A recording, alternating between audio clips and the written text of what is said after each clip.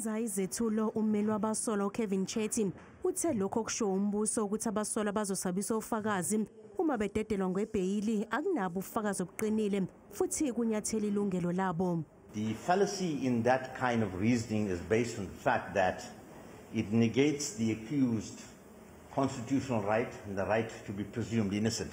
Beyond that, the investigating officer could not elaborate and justify his fears of interference. Chetty uthi ukukhonjwa kwalabasolwa abahlanu kuphela ekubeni bengaphezulu kwama-30 ababandakanyekayo kunogcobo. The issue regarding the pointing out of the 5 accused as the only culprits. The affidavit of Molape makes it clear that there were at least 30 people. In fact, his language is more than 30 people.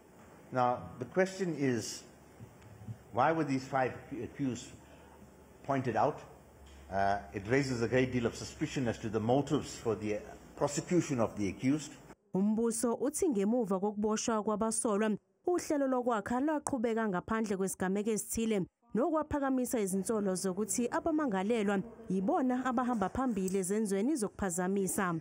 Are they candidates to be granted for bail? I submit no. That if they are released on bail, it is likely to cause a situation where that project stops.